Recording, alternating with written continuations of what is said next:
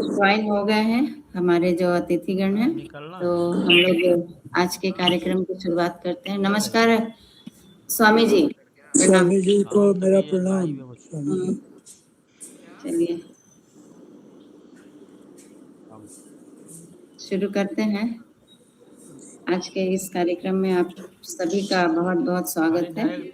सुनिए, direct start recording कार्यक्रम की शुरुआत लैपटॉप में पुष्पलता मैडम करेंगी। हाँ, तो आइए ना, आप कहाँ हैं? 11:30 तक पहुंची। हाँ, किधर है? तो आइएगा ना, बैंक शुरू करें मैम? रुपया। ठीक है।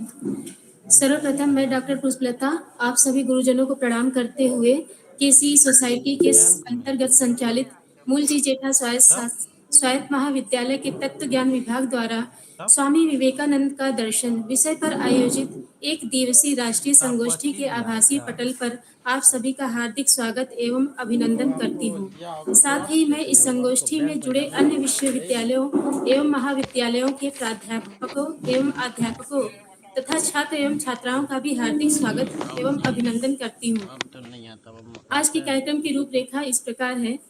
आज के कार्यक्रम में विषय प्रवर्तक एवं स्वागत वक्तव्य कर रही हमारे तत्व ज्ञान विभाग की विभाग अध्यक्ष डॉक्टर रजनी सिन्हा मैडम एवं कार्यक्रम का संरक्षक कर रहे मूलजी जेठा स्वायत्त महाविद्यालय के प्राचार्य प्रोफेसर एस.एन. भारंबे सर, कार्यक्रम की अध्यक्षता कर रहे ICPR के पूर्व अध्यक्ष आदरणीय professor doctor Ramesh Chandra Sinha sir, कार्यक्रम की मुख्य अतिथि professor doctor Mrinalini Fadnavis madam एवं आज के कार्यक्रम के मुख्य वक्ता रामकृष्ण मिशन सेवाश्रम मुजफ्फरपुर बिहार के सचिव स्वामी भवतानंद गुरुदेव जी, आप सभी का आज के कार्यक्रम के आभासी पटल पर मैं हार्दिक स्वागत एवं अभिनंदन करती हूँ। कार्यक्रम को आगे बढ़ाते हुए मैं मंगलाचरण प्रारंभ करती हूँ। क्योंकि यह आज का कार्यक्रम स्वामी विवेकानंद जी के दर्शन पर है, तो इसलिए आज का मंगलाचरण मैं रामकृष्ण सेवाश्रम मिशन में किए जाने वाले प्रार्थना से प्रारंभ करती हूँ।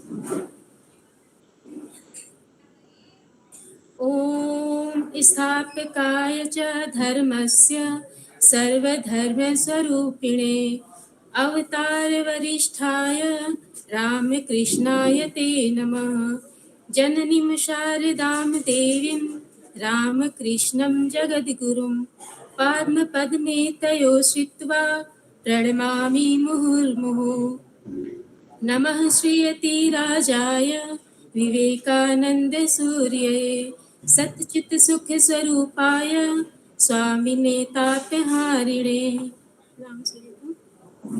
अब मैं कार्यक्रम को आगे बढ़ाते हुए विषय प्रवर्तक एवं अतिथि स्वागत हेतु आदरणीय डॉक्टर रजनी सिन्हा मैडम को आमंत्रित करती हूँ। मैम, आपका हार्दिक स्वागत एवं अभिनंदन। धन्यवाद पुष्पलता, बहुत बहुत धन्यवाद। गुरुर् ब्रह्मा गुरुर्विष्णु गुरुर्देवो महेश्वर गुरुर् साक्षात् परब्रह्म तस्मै श्री गुरुवे नमः। आप सभी का सभी गुरुजनों का और हमारे श्रोताओं का इस आभासी मंच पर बहुत बहुत स्वागत है और मैं सभी को प्रणाम निवेदित करते हुए आज के इस कार्यक्रम की शुरुआत करती हूँ। आज इस आभासी मंच पर उपस्थित सभी सम्मानित विद्वतजन, आदरणीय शिक्षकगण और हमारे प्रिय शोधार्थी और विद्यार्थियों का इस वेबिनार में बहुत बहुत स्वागत और अभिनंदन है। आज हम यहाँ पर एक ऐसे महान व्यक्ति को स्मरण करने के और उनके विचारों से प्रेरणा लेने के लिए हम सभी यहाँ पे एकत्रित हुए हैं, जिनके जीवन में न केवल भारत बल्कि पूरे विश्व को नई दिशा प्रदान की है। तो मैं बात कर रही हूँ स्वामी विवेकानंद जी की। स्वामी विवेकानंद जयंती, जिनकी जयंती को आज हम इस आभासी मंच पर सेलिब्रेट करने के लिए एकत्रित हुए हैं। मैं विवेकानंद जयंती को हम लोग राष्ट्रीय युवा दिवस के रूप में भी मनाते हैं। तो आज इस व्याख्यान आभासी मंच पर उपस्थित इस व्याख्यान की मुख्य अतिथि सम्मानीय हमारे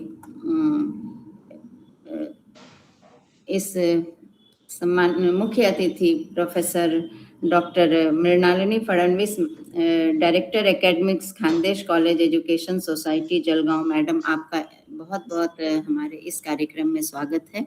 आज के कार्यक्रम के अध्यक्ष प्रोफेसर डॉक्टर आर.सी. सिन्हा, पूर्व अध्यक्ष भारतीय दार्शनिक अनुसंधान परिषद एवं national fellow IIAS Shimla. Sir, आपका भी बहुत बहुत स्वागत और अभिनंदन है हमारे इस कार्यक्रम में।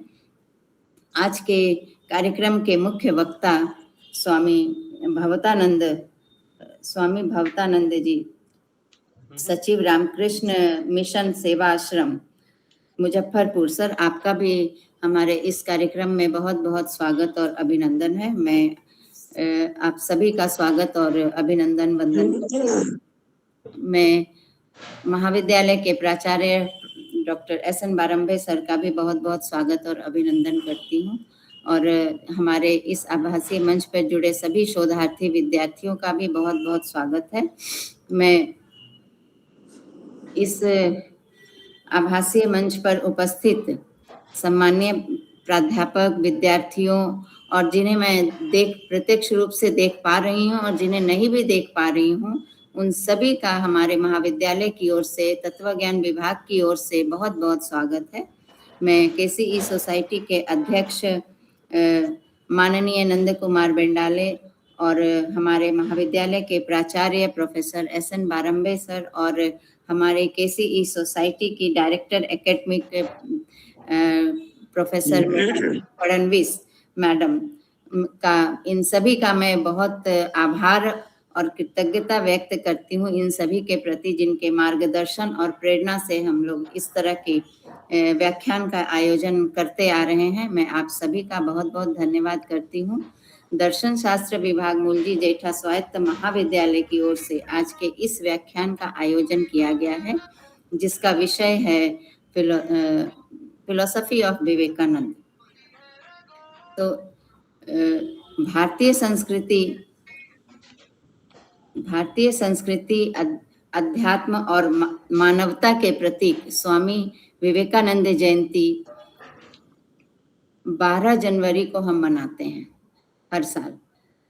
उनका जीवन और विचार हर किसी के लिए प्रेरणा का स्रोत है। विवेकानंद ने भारतीय दर्शन, वेदांत और योग को पश्चिमी देशों में प्रस्तुत किया और भारत को विश्व पटल पर गौरवान्वित किया। उन्होंने सांसारिक मोह माया त्याग कर संन्यास ले लिया और अपने गुरु रामकृष्ण परमहंस के शिष्य बन गए।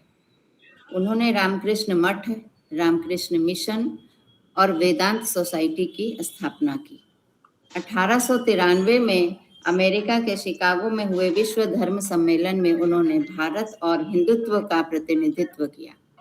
जहां अन्य धर्मों के प्रतिनिधियों ने अपने धर्म के ईश्वर के बारे में वक्तव्य दिया, वहीं विवेकानंद ने अपने व्याख्यान में सभी धर्मों के ईश्वर की बात की और उन सभी को एक सार्वभौम सत्ता में समावेशित किया। एक व्यवहारिक वेदांतिक के रूप में विवेकानंद ने अद्वैत के उपदेश को पूरे विश्व को दिया।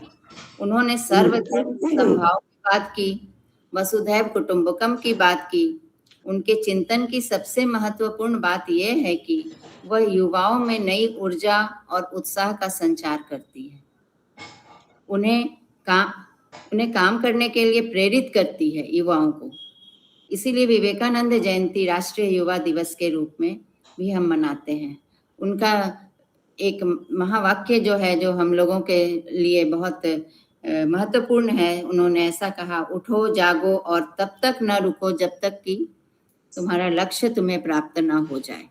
तो आज हम इसी अपने अतिथि वक्ता से विवेकानंद के दार्शनिक विचार पर, इस विषय पर उनका वक्तव्य, उनका उद्बोधन सुनेंगे। वो हम सभी का मार्गदर्शन इस विषय पे करेंगे। मैं आप सभी जितने भी हमारे इस आभासी मंच से जुड़े हुए हैं, मैं सभी का बहुत बहुत स्वागत, अभिनंदन, वंदन करती हूँ। और एक बार फिर से मैं आज के अपने उद्बोधन प्रस्तुत करने के लिए मैं आज के वक्ता स्वामी भवतानंद जी को ससम्मान आमंत्रित करती हूँ, जो स्वामी भवतानंद जी मुजफ्फरपुर रामकृष्ण सेवा आश्रम में सचिव के पद पर कार्यरत हैं। मैं आपका बहुत-बहुत स्वागत और अभिनंदन करती हूँ सर। आपका वक्तव्य आप अपना उद्बोधन से हम सभी का मार्गदर्शन करिए। बहुत-बहुत स्वागत है स्वामी भवतानंद जी। बहुत बहुत धन्यवाद। आज हम लोग आप सबों के समक्ष स्वामी विवेकानंद के कतिपय विचारों को रखना चाहेंगे। उसके पहले जिस तरह से हमारी रजनी सिन्हा जी ने विवेकानंद के प्रणाम मंत्र को गायन करके स्वामी जी को प्रणाम आदि किया है, और उसके पश्चात उन्होंने जो एक संक्षिप्त चर्चा की है स्वामी विवेकानंद के वेदांत की, उसे ही मैं कमोबेशी उसी की मैं व्याख्या करना चाहूंगा। ओम सर्वे भवन्तु सुखिनः, सर्वे सन्तु निरामया, सर्वे भद्राणि पश्यन्तु, मां कश्चित् दुःखभाग् भवेत्।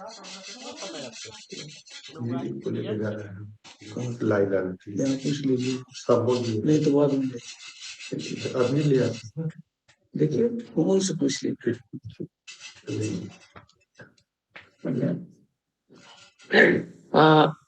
हमारे बीच रजनी जी हैं, जो मैं देख पा रहा हूँ बैनर में।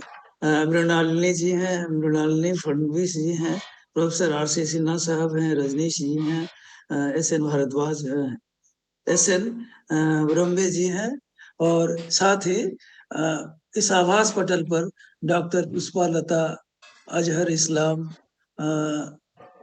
खानदेश कॉलेज एजुकेशन सोसाइटी की प्राचार्य रही होंगी, शुभजीत मिश्रा, मंजू ठाकुर आदि आदि बहुत सारे श्रोताओं को मैं हृदय से धन्यवाद देता हूं कि आज के दिन उन्होंने स्वामी विवेकानंद का दिन चुना और स्वामी विवेकानंद पर चर्चा करने की बात सोची। देवियों एवं सज्जनों, स्वामी विवेकानंद की चर्चा, स्वामी विवेकानंद के दर्शन की चर्चा, जैसा कि आपने विशेष रूप से विषय को रखा है, मैं उस पर बाद में आऊंगा और अति संक्षेप में आऊंगा, किंतु थोड़ी सी व्यक्तित्व और कृतित्व की हमें जानकारी होनी चाहिए, जिसके परिप्रेक्ष्य में उनका दर्शन आगे बढ़ा।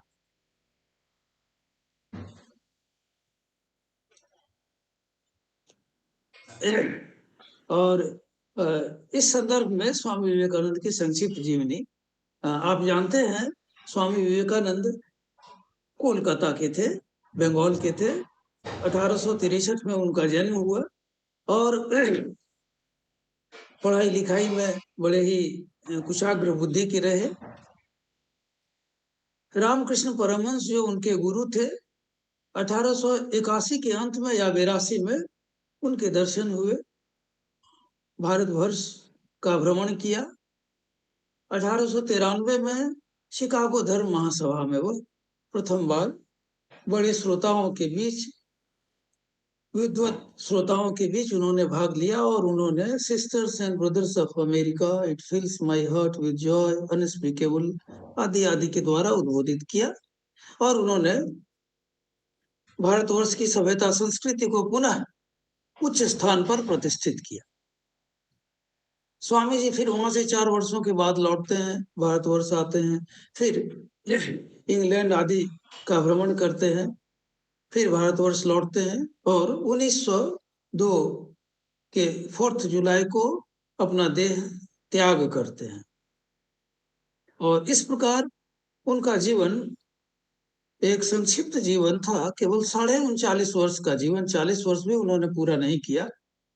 और इस 39.5-40 वर्ष के जीवन में उन्होंने भारतवर्ष की आत्मा को जगा दिया, उन्होंने झकझोर दिया।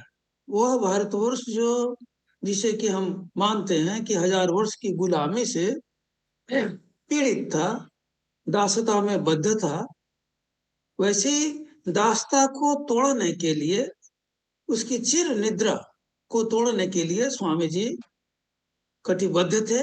और उन्होंने धीरे धीरे धीरे अपने इस छोटे से उम्र में, यानी केवल 12-13 वर्ष की अवधि में 1893 से लेकर 1902 के बीच में ही बस इन्होंने एक विशाल साहित्य भी दिया।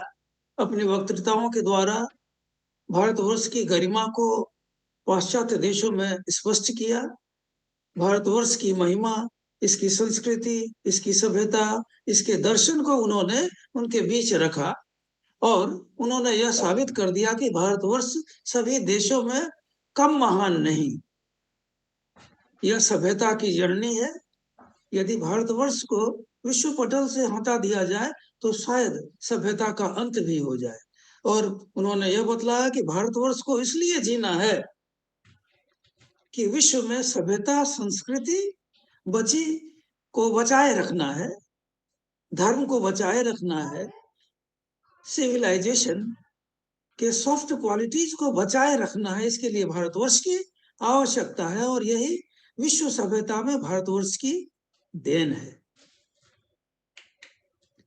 स्वामी जी भारतवर्ष जब लौट कर आते हैं तो भारतवर्ष में भारतवासियों की प्रशंसा नहीं करते, अवश्य ही वेदांत की बातों को रखते हैं और इसकी पूर्व गाथाओं को अवश्य ही गाते हैं, लोगों के समक्ष रखते हैं, किंतु बड़े ही कठोर शब्दों में भारतवर्षियों की आलोचना करते हैं। भारतवर्षियों की आलोचना करने का तात्पर्य यह कि वह भारतवर्ष जो विश्व गुरु था, आज यानी तत्कालीन समाज में स्वामी जी जिस समय थे उसमें ऐसी हीन दशा में क्यों थी, इसकी वह कठोर रूप से उसकी आलोचना करते हैं और वह सारा दोष हम भारतवासियों पर ही मढ़ते हैं। वह यह नहीं कहते कि आक्रांताओं ने आकर हमें लूट लिया, खसोट लिया, खत्म कर दिया। वह यह नहीं कहते कि विदेशी शक्ति के हाथों हम बिके हुए हैं, बल्कि वह यह कहते हैं सारा इग्नोरेंस, सारी कमजोरियां वह हमारी हैं। यदि मैं कमजोर होता हूं तो सारी बीमारियां जैसे एक शरीर को घर लेता है, उसी तरह से हमारी कमजोरी के कारण भारतवर्ष इन सारी समस्याओं से जूझ रहा है। स्वामी जी का जीवन केवल 40 वर्ष का जीवन था और उन्होंने इसमें अभी हम लोग जो देखते हैं 10 से 11 वॉल्यूम विवेकानंद समग्र दर्शन वो हमें मिलता है, जिसमें स्वामी विवेकानंद के अमेरिका से लेकर के भारतवर्ष तक जितने भी प्रवचन हैं, जितने भी उपदेश हैं, जितने भी राइटिंग्स हैं, कविताएं हैं, पत्राचार हैं, अथवा उनसे जो लोग मिले हैं, रेमिनिशंसेस हैं, सारी चीजों को उसी 10 से 11 वॉल्यूम में दिया हुआ है। हम लोगों के लिए यह उचित है कि स्वामी विवेकानंद के इस 11 वॉल्यूम को हम लोग अपने घरों में रखें और उसे अवश्य अपने भी पढ़ें और बच्चों को भी पढ़ाएं।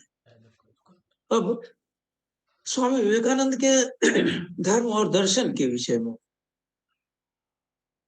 स्वामी विवेकानंद के आगमन के पूर्व धर्म और ईश्वर के विषय में जो धारणाएं थी आप जानते हैं। धर्म के विषय में लोगों का यह मानना था कि केवल कर्म ही धर्म है, समाज सेवा ही धर्म है, और इसलिए तत्कालीन विद्वानों ने राष्ट्र को आगे बढ़ाने के लिए छोटे मोटे सुधारों के साथ वह केवल कर्म पर ही वह बल दिया करते थे। स्वामी विवेकानंद और रामकृष्ण के इस भारतीय पटल पर आने के पश्चात उन्होंने धर्म की परिभाषा बदल दी। रामकृष्ण विवेकानंद पाप पुण्य, नैतिकता अनैतिकता, आस्तिकता नास्तिकता आदि की परिभाषाओं को नए ढंग से परिभाषित कर दिया। हम लोग जानते हैं धर्म के विषय में इसकी विभिन्न परिभाषाएं, और उन परिभाषाओं को लेकर हम जब देखते हैं तो ऐसा लगता है कि सभी परिभाषाएं एकांगी हैं, एकांगी होंगी ही। यदि हम पाश्चात्य दर्शन को देखें तो पाश्चात्य दर्शन में भी कांट से लेकर, मार्टिनी से लेकर, व्हाइट हेड से लेकर, विभिन्न गैलोवे से लेकर विभिन्न विद्वानों ने अपने अपने तरह से परिभाषाएं दी जो धर्म को आंशिक रूप से परिभाषित करती है। स्वामी जी ने भी धर्म की एक नई परिभाषा दे दी। हम लोग धर्म के विषय में यह समझते हैं कि कुछ कर्म है, कुछ सदकर्म है, उसे ही धर्म हम मानते हैं, अथवा हम लोग यह सोचते हैं कि हम लोगों की जो पुरानी धारणा है जैमिनी की, कनाद की अथवा मन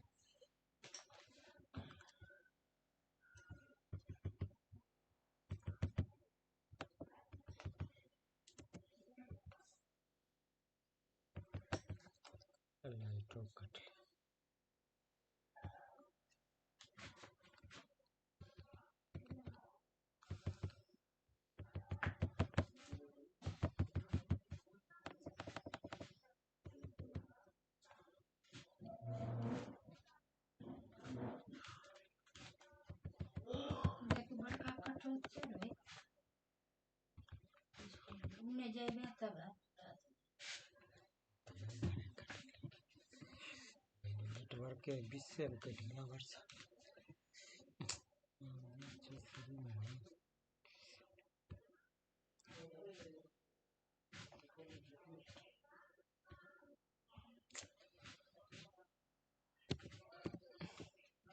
देखो कईयों ने कटे रहा, देखो इंटरनेट कट गए चले रहे अच्छा आप क्या हम जो धर्म दर्शन आदि में जो पढ़ते हैं अथवा मानव सभ्यता के इतिहास में जो हम देखते हैं कि लोगों की आस्था ईश्वर पर है, ईश्वर है, तो क्या यह सचमुच में ईश्वर है?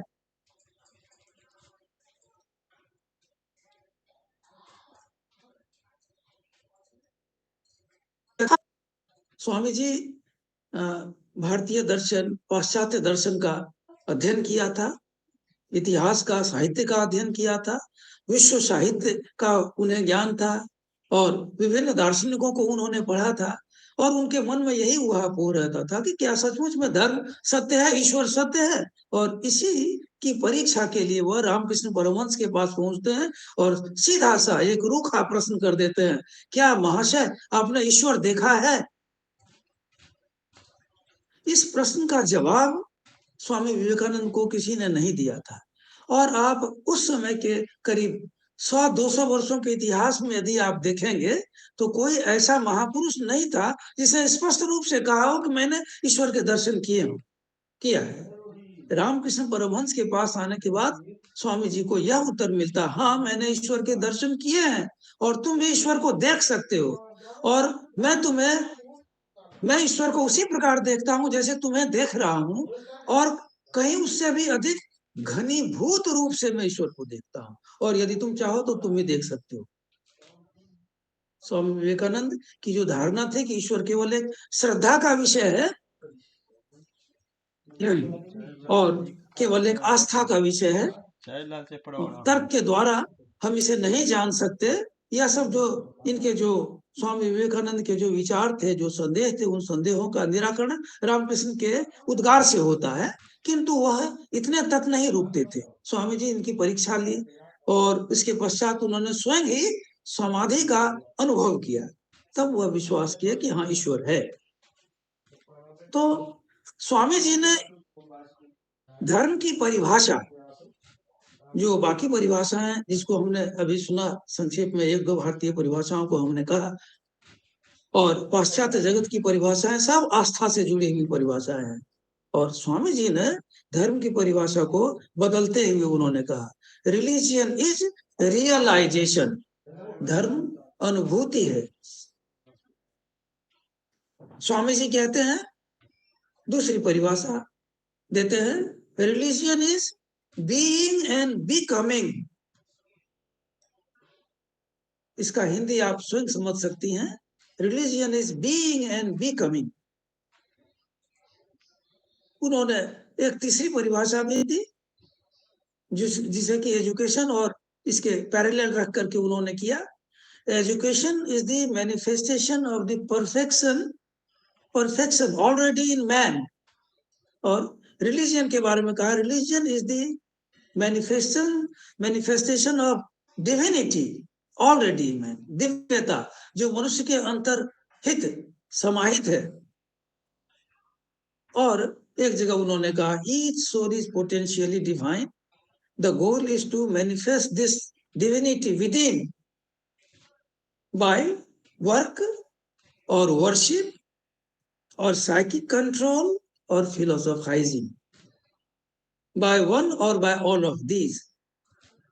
और कहते हैं, to be free is the goal of religion and the rest, doctrine and dogmas, going to the shrines, mosque and churches are but secondary details. तो स्वामी जी ने आकर धर्म को सटीक रूप से परिभाषित कर दिया। क्या है धर्म? उन्होंने कहा, religion is realisation. Realisation of what? Realisation of one's divinity, realization of divine qualities which is within us, realization of one's own real nature। यह स्वामी विवेकानंद की एक विशिष्टता है, जिस विशिष्टता को हम उस समय के तत्कालीन समाज के विद्वानों के द्वारा हम उल्लिखित नहीं पाते हैं। तत्कालीन समाज के विद्वानों ने वेद उपनिषद की सहायता ली। राजा राम मोहन राय से लेकर के केशव चंद्र तक सबों ने वेद साहित्य की, उपनिषद साहित्य की सहायता ली, किंतु उपनिषद की इतनी सटीक व्याख्या, वैज्ञानिक और दार्शनिक व्याख्या केवल स्वामी विवेकानंद ने ही दिया। सबों की व्याख्या आंशिक थी। सबों की व्याख्या तत्कालीन समाज के बुराइयों को दूर करने के लिए जितना आवश्यक था उतना ही था। लेकिन स्वामी विवेकानंद ने उपनिषद की व्याख्या अनुपम ढंग से, एकदम नए ढंग से और विश्वजनीन, विश्व धर्म के रूप में उन्होंने उपनिषद की व्याख्या कर डाली। तो स्वामी विवेकानंद धर्म की एक अलग व्याख्या दे देते हैं। आस्तिकता, नास्तिकता की व्याख्या। आस्तिकता के बारे में हम जानते हैं, नास्तिकता के बारे में हम जानते हैं कि ईश्वर पर विश्वास करना आस्तिकता है, ईश्वर पर विश्वास नहीं करना नास्तिकता है। स्वामी विवेकानंद स्पष्ट कहते हैं, वेदांत के ईश्वर पर विश्वास करते हुए कहते हैं, the old religion says he is an atheist who does not believe in God, but the new religion says he is an atheist who does not believe in one's own self। वह जो अपने आप पर विश्वास नहीं करता वह नास्तिक है। आस्तिकता नास्तिकता की नई परिभाषा उन्होंने हमारे धर्म कोश में, हमारे शब्द कोश में डाल दिया। कहते हैं विश्वास के विषय में, faith in one's own self, faith in God. और फिर कहते हैं, if you have faith in 33 millions of gods and goddesses and other gods and goddesses introduced by the foreigners amongst you, but if you do not have faith in your own self, brother, there is no salvation for you। कहते हैं कि विश्व के सारे देवी देवताओं में तुम्हारा विश्वास हो, किंतु अपने आप में विश्वास नहीं तो तुम्हारी मुक्ति कदापि संभव नहीं। Faith in one's own self, faith in God वह कहते हैं। और वह ईश्वर के बारे में कहते हैं, वेदांत का ईश्वर सब चीजों की अपेक्षा अधिक ज्ञात है। वह भगवान शंकराचार्य के द्वारा दिया गया दी गई परिभाषा है आत्मा के विषय में। आत्मा को सिद्ध करने की आवश्यकता नहीं है, आत्मा स्वतः सिद्ध है, क्योंकि सिद्ध करने वाली जो सारी चीजें हैं वह उस आत्मा से ही प्रसूत होती हैं, आत्मा ही उसका आधार है। तो स्वामी जी उस ईश्वर के बारे में कहते हैं, उस निर्गुण ईश्वर के बारे में कहते हैं, निर्गुण निराकार ईश्वर के बारे में कहते हैं, जो केवल साकार को ही अपने में इंक्लूड नहीं करता, बल्कि सभी प्रकार के ईश्वर, सभी प्रकार के तत्व को, जड़ जगत से लेकर चेतन जगत से लेकर मानवीय ईश्वर से लेकर अति मानवीय ईश्वर, सारी चीजों को इंक्लूड करता है। वैसे सामान्यकरण के रूप में वैसे ईश्वर का दर्शन करते हैं जो कि सर्वव्यापी है, और वह कहते हैं यह ईश्वर सर्वव्यापी है, इसलिए वैसे ईश्वर पर विश्वास करो, बाकी चीजों को छोड़ दो। स्वामी विवेकानंद इस प्रकार धर्म और ईश्वर की वह व्याख्या कहते हैं। स्वामी विवेकानंद उन्हें जो हमारा ट्रेडिशनल वे में जो हम लोग अपने धर्म को जानते हैं, ज्ञान और कर्म का दो भेद करते हैं, और भगवान शंकराचार्य दोनों में पर्वतवत, एकदम पर्वत के समान अलंघ्य अंतर है दोनों में, यह शंकराचार्य कहते हैं। पर्वतवत और पर्वत के समान अलंघ्य डिफरेंस है इस दोनों में, ज्ञान और कर्म में, और इस दोनों को एक से मिलाया नहीं जा सकता। क्या हो गया? दिल टूट गया मेरा। अच्छे अच्छे बच्चे चले जाते, क्या करें? स्वामी जी इस परिभाषा को सहर्ष स्वीकार करते हैं। तो अभिजीत बालिका देखो ना यार, बच्चे टैलेंटेड है। कृपया अपना माइक म्यूट करें। सभी से आग्रह है, सर देखो ना थोड़ा, कि अपना माइक म्यूट करें। बोलने का मुंह ही नहीं है। फोटो लगाया आपने, है ना, बच्चे बच्चे निकाल ले यार। सब मनोज सर को पूछो, मोहिनी सब क्या मैंने तो देखा, मैंने सर बोला था कैसे करके योगेश बोर्ड से अपना माइक मोहिनी म्यूट सब करें। का, तो मैंने बोला सर को कि उसका डेट भी है, सर्टिफिकेट भी, प्रूफ भी आपके पास, आप ही ने बोर्ड सर अपना बंद करें माइक। Law enforcement. मैडम आप उनके आइकॉन पे जाकर वहाँ पर म्यूट का ऑप्शन होगा, वो म्यूट कर दीजिए। मैं बोला ये होता है। योगेश बोर्ड से अपना माइक म्यूट करें प्लीज। यहाँ पे तो सेम ही है।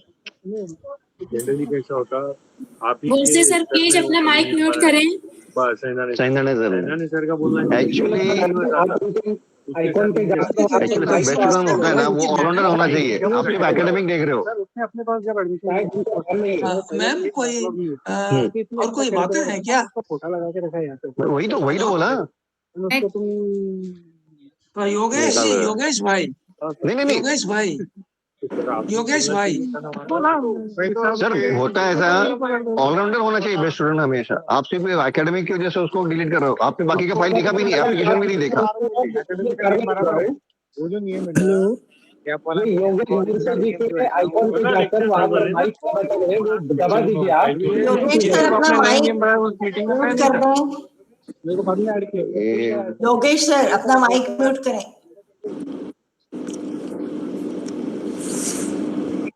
योगेश भाई कोई समस्या आ गई है क्या?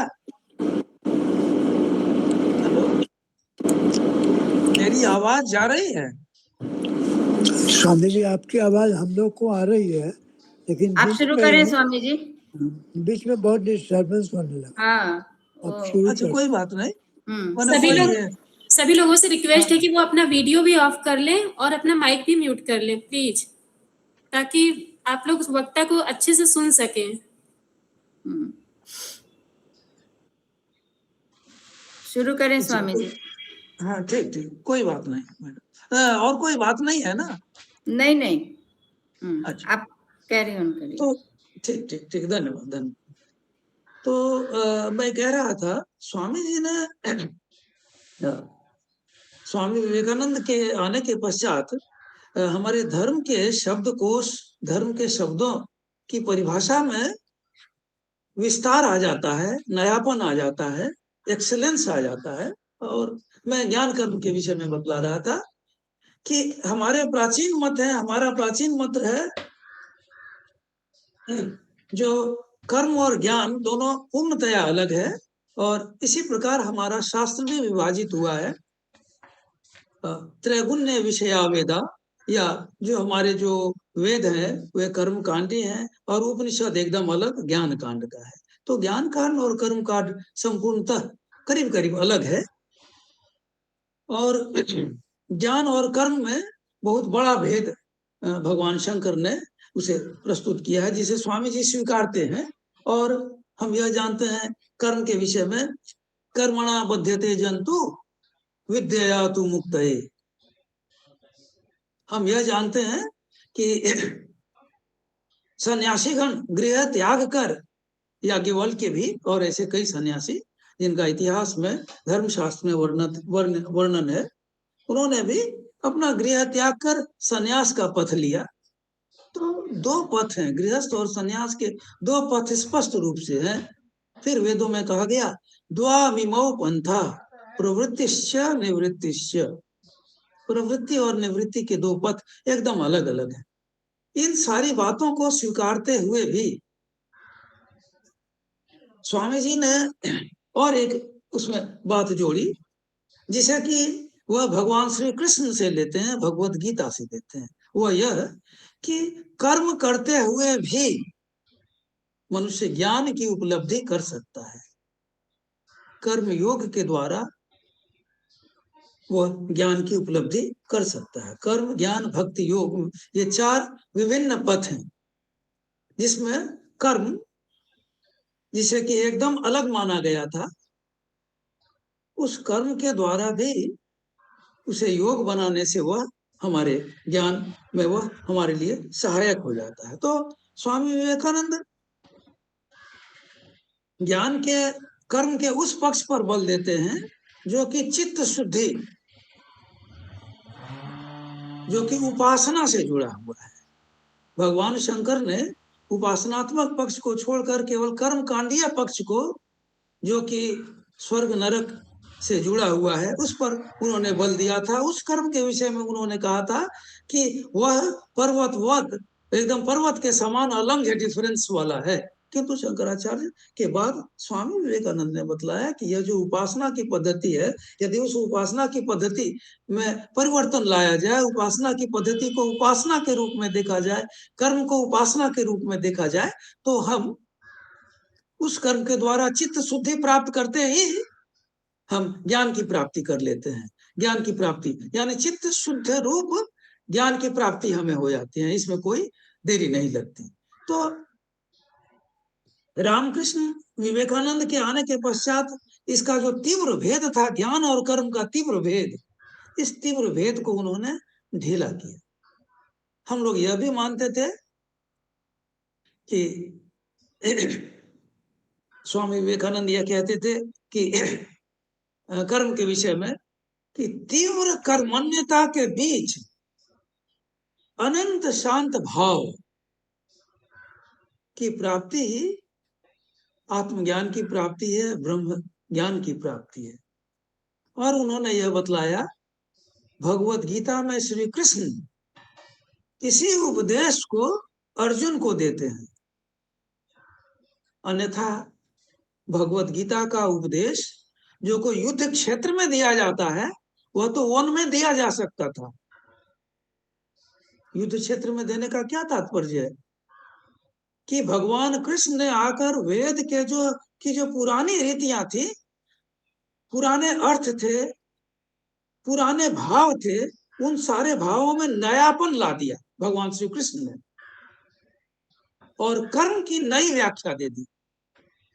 और उसी नई व्याख्या को स्वामी विवेकानंद ने स्वीकार किया और उन्होंने बतलाया, भगवान श्री कृष्ण तीव्र कर्मण्यता के बीच अनंत शांत भाव की प्राप्ति की जा सकती है। और आपको जानकर बहुत खुशी होगी कि इसी चीज की व्याख्या स्वामी विवेकानंद ने अपनी एक पुस्तक, जिसे व्यावहारिक जीवन में वेदांत कहा गया है, उसमें आपको मिल सकता है। उसमें केवल 4 प्रवचन है, 4 टॉक्स हैं, केवल 4 टॉक्स हैं उसमें। और उस टॉक्स को यदि आप पढ़ेंगे, 60-70 पेज की ही पुस्तक है, किंतु वह पुस्तक वेदांत के दृष्टिकोण से, व्यावहारिक जीवन में वेदांत के दृष्टिकोण से, कि वेदांत, पुराने वेदांत को नए समाज में किस तरह से प्रतिफलित किया जाए, उस दृष्टिकोण से, अथवा जिसे हम कहते हैं नियो वेदांता ऑफ विवेकानंदा, नव वेदांत, आप इस पुस्तक में नव वेदांत की व्याख्या पा सकते हैं। इसलिए इस पुस्तक को हमें जानना चाहिए। व्यावहारिक जीवन में वेदांत 60-70 पेज की छोटी सी पुस्तक है, जिसमें 4 लेक्चर्स हैं। तो स्वामी जी कहते हैं इसी के विषय में, वेदांत दर्शन केवल वन में ध्यान के ही द्वारा नहीं जाना गया, यानी कर्म और ज्ञान के भेद को ढीला करते हुए कहते हैं कि वेदांत, में कोट कर रहा हूं, वेदांत दर्शन केवल वन में ध्यान के ही द्वारा नहीं जाना गया, अपितु इसके वेदांत के सर्वोत्कृष्ट अंश सांसारिक कर्मों में व्यस्त मनीषियों के द्वारा ही चिंतित और प्रकाशित हुआ। गीता का उपदेश केंद्र संग्राम स्थल है। वेदांत का आदर्श जो यथार्थ कर्म है, वह अनंत शांति के साथ संयुक्त है। चित्त का वह साम्य भाव कभी भंग नहीं होगा। स्वामी विवेकानंद इसकी चर्चा वेदांत, व्यवहारिक जीवन वेदांत में करते हैं। इसी व्यवहारिक जीवन वेदांत में पाप पुण्य आदि की भी व्याख्या करते हैं। पाप और पुण्य के विषय में वह कहते हैं, पाप के विषय में कहते हैं कि वेदांत पाप को स्वीकार नहीं करता, वह भ्रम को स्वीकार करता है, वह वीकनेस को स्वीकार करता है, वह कमजोरी को स्वीकार करता है। फिर वेदांत की बात को ही वह, यानी नव वेदांत की बात को वह कहते हैं, पहले जिन लोगों ने इन सत्यों का आविष्कार किया था, वे वन या गुफा में नहीं किए, किंतु साथ ही वे सामान्य मनुष्य नहीं थे। वे ऐसे मनुष्य थे, वे ऐसे विशेष मनुष्य थे जो कर्ममय जीवन बिताते थे और जिन्हें सैन्य संचालन करना पड़ता था। वे सिंहासन पर बैठे थे और लाभ हानि, प्रजा का सुख और दुख की चिंता करते थे। इसलिए वह कहते हैं कि गीता का प्रत्येक पृष्ठ जो प्रकाशित है, वह तीव्र कर्मण्यता और उसके बीच अनंत शांत भाव, इसी तत्व को कर्म रहस्य कहा गया है और इसी की अवस्था को पाना ही वेदांत का चरम लक्ष्य है। स्वामी जी के आने के पश्चात वेदांत को उन्होंने नए ढंग से परिभाषित किया। प्राचीन वेदांत में जो ज्ञान कर्म का जो बहुत कड़ा भेद था, उस भेद को उन्होंने ढीला किया, नए रूप से, वैज्ञानिक रूप से उन्होंने रखा। शब्दकोश में जो शब्द थे, प्रेम और घृणा का शब्द, उसकी परिभाषा को उन्होंने बदल दिया। कहते हैं घृणा असत्य है क्योंकि वह अनेकत्व को ले जाती है, प्रेम सत्य है क्योंकि वह एकत्व को ले जाता है।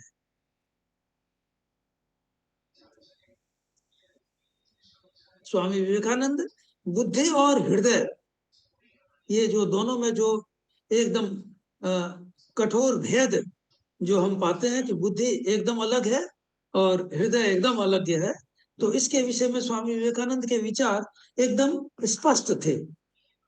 वह कहते हैं आत्मज्ञान की प्राप्ति के विषय में भी कहते हैं, वह कहते हैं हृदय के द्वारा भगवत साक्षात्कार होता है, बुद्धि के द्वारा नहीं,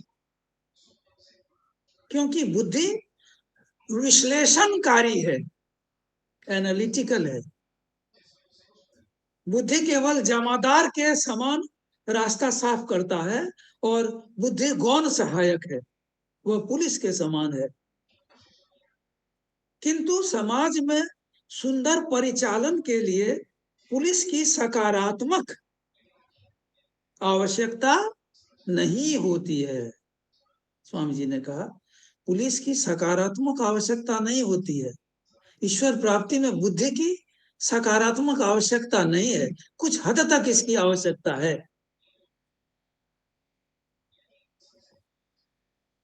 बुद्धि अंधी है, उसकी अपनी गति शक्ति नहीं है, उसके अपने हाथ पैर नहीं है, किंतु भावना ही वास्तव में कार्य करती है।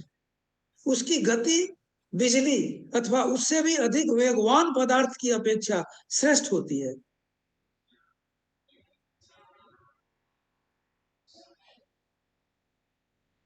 और यदि हृदय है, भावना है, तो उस भावना के द्वारा हम हर वस्तु में एकत्व की प्राप्ति, स्वयं में हम एकत्व की प्राप्ति कर सकते हैं और हर वस्तु में ईश्वर की अनुभूति हम करने लग सकते हैं, किंतु बुद्धि वह नहीं कर सकती। तो स्वामी जी का विचार एकदम स्पष्ट है। दूसरे जगह उन्होंने बुद्धि के विषय में यह बतलाया है कि बौद्धिक दृष्टिकोण से भी मनुष्य आत्मज्ञान की ओर आगे बढ़ता है, और उन्होंने बतलाया कि दर्शन के द्वारा, फिलोसोफाइजिंग के द्वारा भी आत्मज्ञान की प्राप्ति होती है,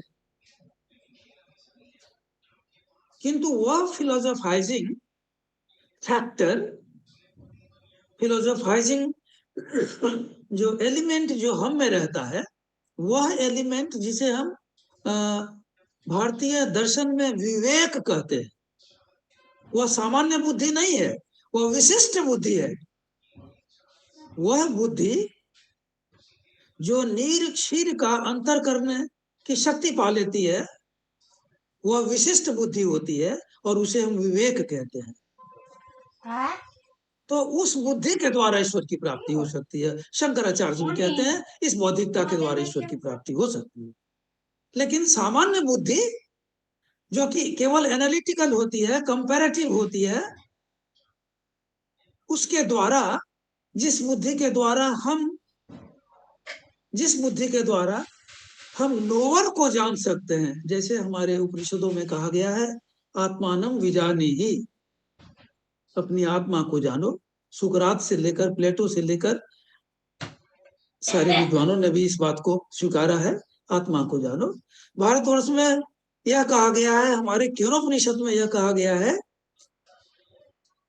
नो द नोवर, जानने वाले को जानो।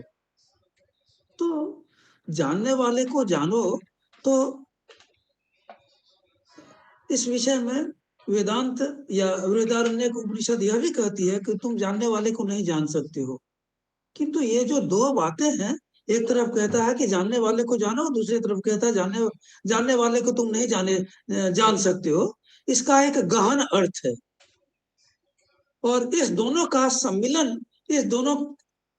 सम्मिलन बिंदु, केंद्र बिंदु वह विवेक है। यानी वह विवेक वह शक्ति है जिसके द्वारा हम जानने वाले को जान सकते हैं, और वह विवेक शक्ति बाद में जाकर के विश्व चैतन्य से, विश्व चेतना से जाकर एक हो जाती है, और उस विश्व चेतना को ही हम विवेक शक्ति कहते हैं। तो स्वामी जी कहते हैं फिलोसोफाइजिंग के द्वारा भी ज्ञान प्राप्त किया जा सकता है, और वह शुद्ध ज्ञान योग है। तो स्वामी जी कहते हैं ज्ञान योग, कर्म योग, राजयोग, भक्ति योग, चारों के द्वारा ज्ञान की प्राप्ति हो सकती है। यह नव वेदांत है, यह प्राचीन वेदांत नहीं कहता। तो मैं कह रहा था कि स्वामी विवेकानंद के आगमन के पश्चात हमारे देश में जो एक राष्ट्रीय चेतना जाग रही थी, उस राष्ट्रीय चेतना का आधार तो सांस्कृतिक ही था। उस सांस्कृतिक आधार को राजा राम मोहन राय ने उसका बीज वपन किया था। किंतु उसकी चरम पराकाष्ठा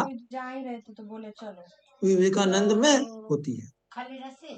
और उसके पश्चात जब हम स्वाधीनता पाते हैं, धीरे धीरे धीरे धीरे आज के समय तक अब हम वेदांत को नए ढंग से परिभाषित करते हैं, और हम आज के वेदांत में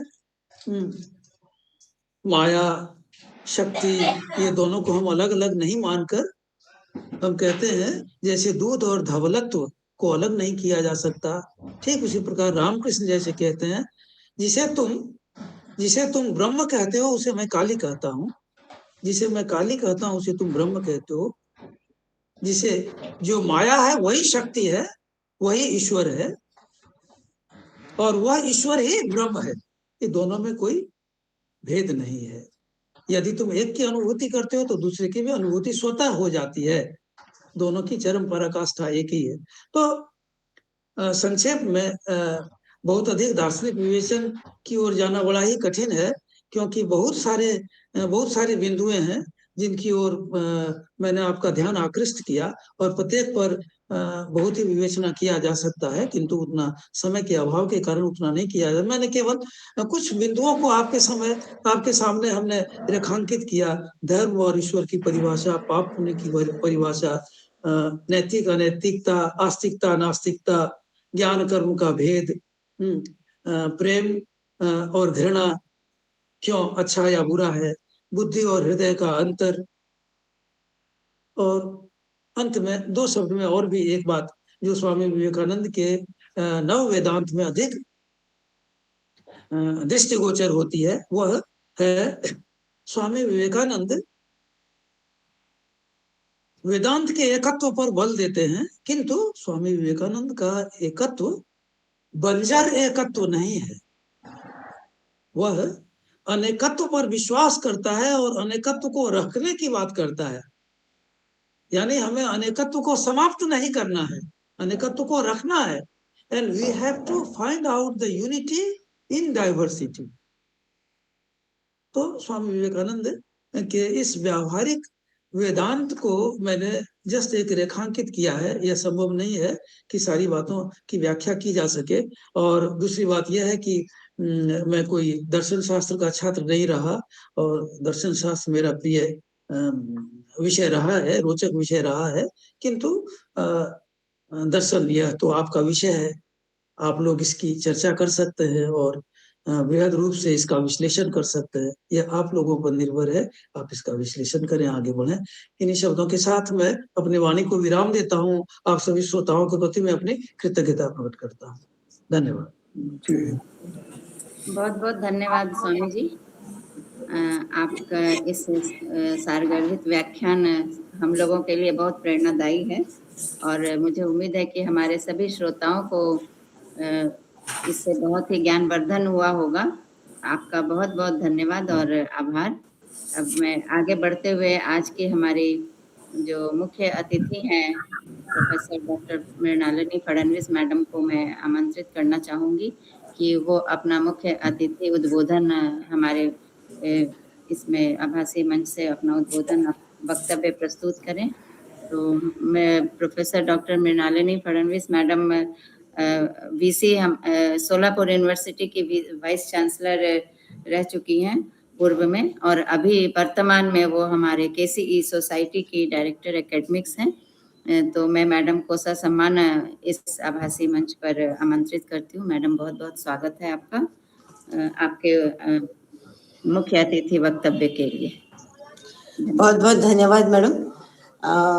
आज जैसा हम स्वामी विवेकानंद के दर्शन, फिलॉसफी ऑफ स्वामी विवेकानंद, इसके लिए जुड़े हैं, उसमें अभी जिनका काफ़ी सरल भाषा में और काफ़ी जानकारीपूर्ण जिनका हमने अभी वक्तव्य सुना, प्राध्यापक स्वामी भगवतानंद जी, वैसे ही प्रोफेसर आरसी सिन्हा जी, हमारे महाविद्यालय के प्राचार्य वारंबे सर, और फिलोसफी की head of the department Rajni Sinha madam.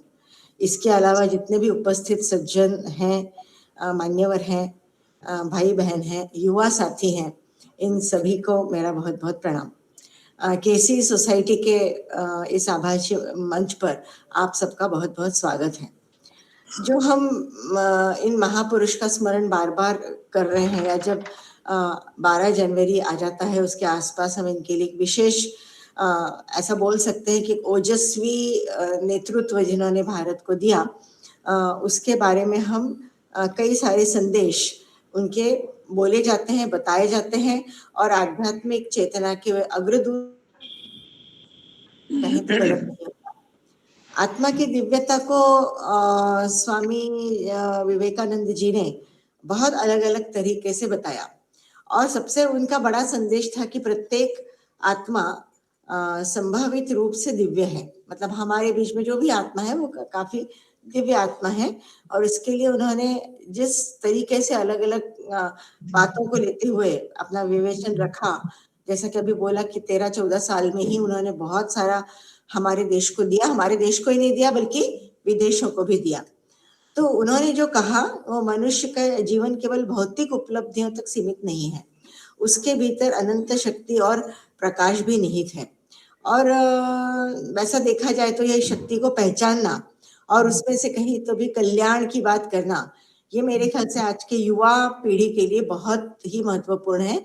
और इस तरफ युवा आए, बात करें और इस संवाद से कुछ सीखें, इसकी मुझे बहुत आवश्यकता लगती है, क्योंकि बहुत ज्यादा हम अपने जो कहना चाहिए आत्मा से या रिलेटेड जितनी चीजें उससे हम बहुत दूर जा चुके हैं। इसलिए उन्होंने एक ऐसा भी श्लोक बोला कि उत्तिष्ठत जागृत प्राप्य वरान्नि बोधत, ये कठोपनिषद का हम वाक्य जानते हैं, आप लोग दर्शन शास्त्र के लोग तो इसको जानते हैं।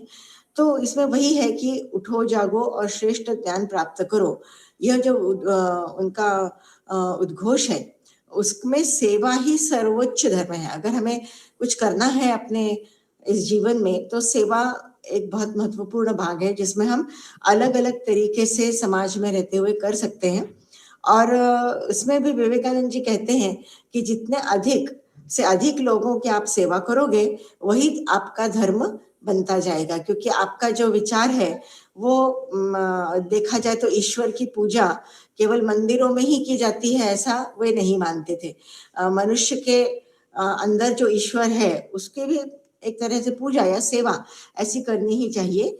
और इस तत्व को मेरे ख्याल से जहाँ जहाँ उन्होंने अपना भाषण दिया उसको लोगों ने माना, क्योंकि मानवता की सेवा जो करना है वो किसी मंदिर या ईश्वर से सिर्फ जुड़ी हुई नहीं है।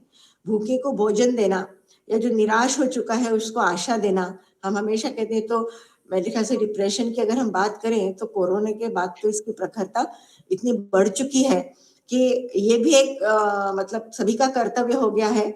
और जो इस ज्ञान को आगे बढ़ाना चाहते हैं वो इस बात की या शिक्षा के माध्यम से लेना चाहते हैं, वो उनकी सच्ची आराधना हो सकती है। अब धर्म और सार्वभौमिकता का भी थोड़ा सा अभी विषय निकला है। मैं सिर्फ इतना ही कहूंगी कि शिकागो में धर्म संसद का उनका जो उद्घोष था वो आज भी गूंज रहा है। मतलब कोई भी अगर उनके संबंध में बात करते हैं तो वो बात निकलती है कि उन्होंने क्या कहा, कैसे कहा, किस स्थिति में कहा, ये बहुत इम्पोर्टेंट है। और सभी धर्म एक ही लक्ष्य तक पहुंचते हैं, इसका भी हमारा विवेचन हमें बार बार करते रहना चाहिए। हालांकि देखें तो कुछ तो भी अलग होता हुआ दिखाई देता है कि हर कोई व्यक्ति अपने धर्म को श्रेष्ठ मानने की कोशिश करता है। वैसा ना होते हुए अगर हम उनकी बात को बारीकाई से देखें, बहुत सूक्ष्म ढंग से देखें, तो हम ऐसा कह सकते हैं कि उन्होंने विश्व को बताया कि धर्म का विभाजन हमें नहीं करना है, बल्कि हमें एकता का मार्ग जो है वो आगे ले जाना है। अब ये कितने लोग समझते हैं? बहुत लोग कहते हैं कि ये कैसे संभव है, इतने सारे लोगों में समाज बट चुका है। लेकिन अगर देखा जाए तो ये हो सकता है। इसके लिए वो ऋग्वेद से एक बात लेते हैं, एकम सत विप्रा बहुधा वदंती, सत्य एक है। ज्ञानी जन अगर हैं हम लोग तो उसके मार्ग अलग अलग हैं, और मेरे ख्याल से ये जो मार्ग अलग अलग हैं, आप भले कोई सा मार्ग लें लेकिन पहुंचना तो हम सबको एक सत्य की तरफ है, मतलब जिसको हम ईश्वर, देव या इस तरह के नामों से निश्चित बोला जा सकता है। विवेकानंद जी का मानना था कि शिक्षा का उद्देश्य केवल जानकारी देना नहीं है। मतलब किसी भी अगर हम स्वरूप में देखते हैं तो ये जानकारी दे दो, नॉलेज दे दो, हमारा काम हो गया, ऐसा वो बिल्कुल मानते नहीं थे। बल्कि आप सबको तो ये चीज मालूम है, लेकिन मुझे इसका उल्लेख करना बड़ा जरूरी लगता है कि वो चरित्र निर्माण का काम बार बार बोले हैं और उन्होंने कहा है शिक्षा वही है जो मनुष्य को आत्मविश्वास, साहस और नैतिकता प्रदान करती है।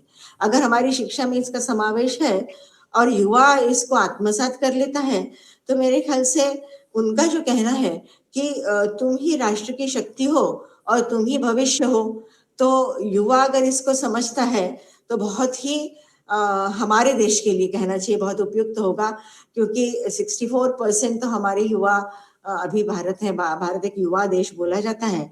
और उन्होंने उसको फिर कार्यात्मक पंक्तियों में भी बोला, युवा उठो जागो बनो राष्ट्र का आधार, ऐसा भी उन्होंने जहां जहां भी कहा है, उसमें निर्भीकता का ही वह उद्धार है।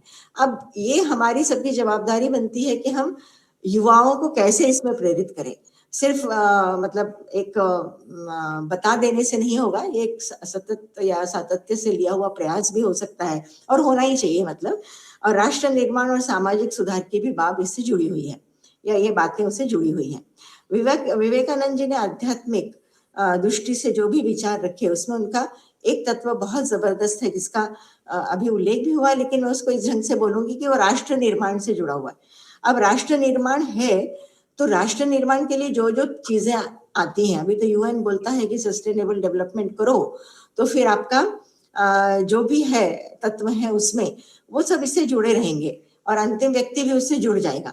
लेकिन शिक्षा, स्वास्थ्य, सम्मान ये बहुत जगह तक नहीं पहुंच पा रहा है या नहीं पहुंचा। राष्ट्र अगर सशक्त करना है तो हमें आज की प्रासंगिकता पर ध्यान देना पड़ेगा, और ये प्रासंगिकता हमारी चुनौती भी है।